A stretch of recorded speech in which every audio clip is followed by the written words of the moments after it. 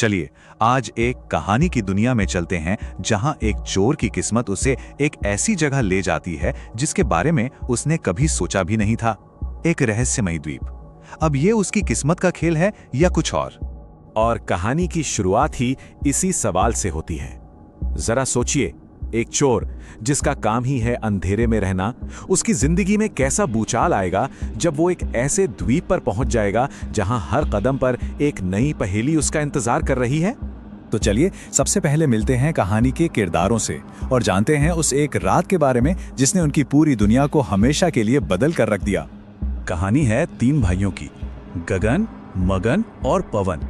गगन जो इन सबका लीडर है, वो एक तरह का रॉबिन हुड है। अमीरों से लूटता है और गरीबों की मदद करता है। और हाँ, उसके गले में हमेशा एक ताबीज रहता है। उसे यकीन है कि ये ताबीज उसे हर मुश्किल से बचाता है। पर क्या सच में ऐसा है? तीनों ने मिलकर एक आखिरी सबसे बड़ी चोरी का प्लान बनाया।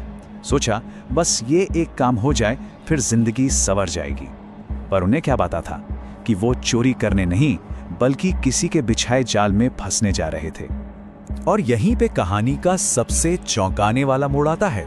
उन्हें पकड़वाने वाला कोई और नहीं बल्कि उनका अपना सबसे छोटा भाई पवन था। सोचिए, एक तरफ गगन है जो भाई के लिए 100 घाव खाने को तैयार है और दूसरी तरफ पवन जिसने कुछ पैसों के लिए अपने ही भाइयों को धोखा दे दिया। इस धोखे के बाद गगन और मगन को भागना पड़ता है और वो एक ऐसे सफर पर निकल पड़ते हैं जिसकी मंजिल का उन्हें खुद भी अंदाजा नहीं था। भागते भागते वो समुंदर के किनारे पहुंचते हैं और वहां उन्हें एक अजीब सी भूताहा नाव दिखती है। गांव वाले कहते थे कि जो भी इस नाव पर चढ़ा वो कभी लौटकर नहीं आया। पर उस वक्त उनके पास कोई और रास्ता भी तो नहीं था। और जैसे ही वो नाव पर चढ़े, अजीब चीजें होने लगीं।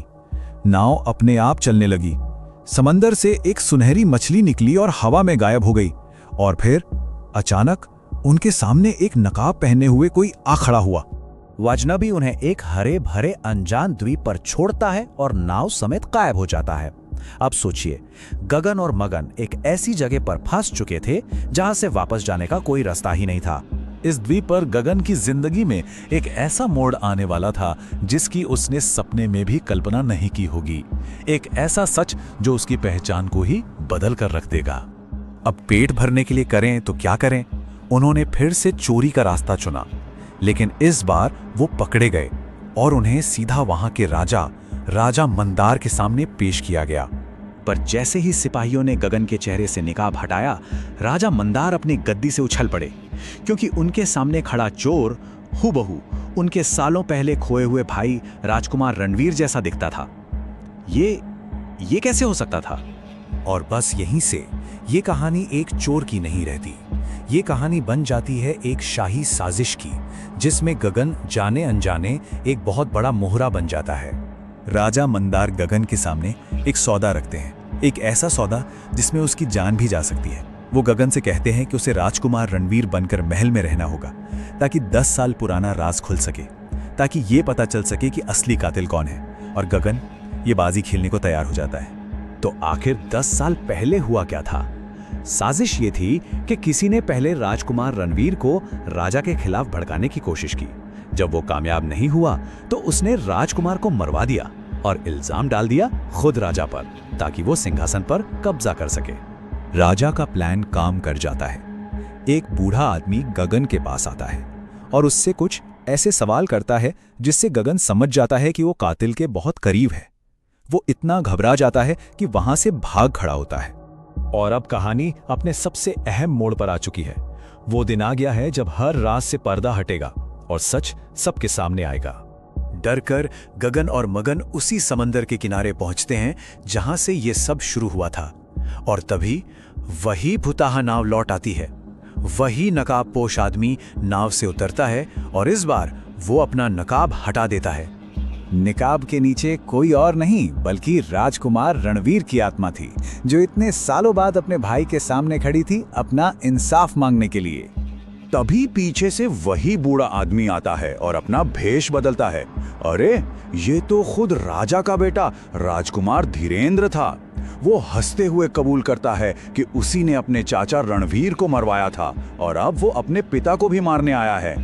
धीरेन्द्र को लगता था कि उसके गले का ताबीज उसे रणवीर की आत्मा से बचा लेगा, लेकिन वो एक बात नहीं जानता था कि गगन के पास भी ठीक वैसा ही ताबीज है और गगन को उस ताबीज की शक्ति को तोड़ने का राज भी पता है। गगन को उसी पल एहसास होता है, यही मौका है, अपने सारे पापों का प्रायश्चित करने का यही एक मौका है। वो धीरेन्द्र को अपनी बातों में उलझाता है और झपट्टा मारकर उसका ताबीज छीन लेता है और बस रणवीर की आत्मा को अपना इंसाफ मिल जाता है। इंसाफ होने के बाद रणवीर की आत्मा ऐलान करती है कि द्वीप का अगला राजा गगन बनेगा।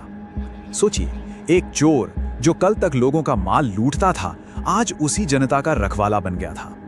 शायद यही उसकी किस्मत की सबसे बड़ी चोरी थी, जिसने उसे एक नई जिंदगी, एक नई पहचान दी।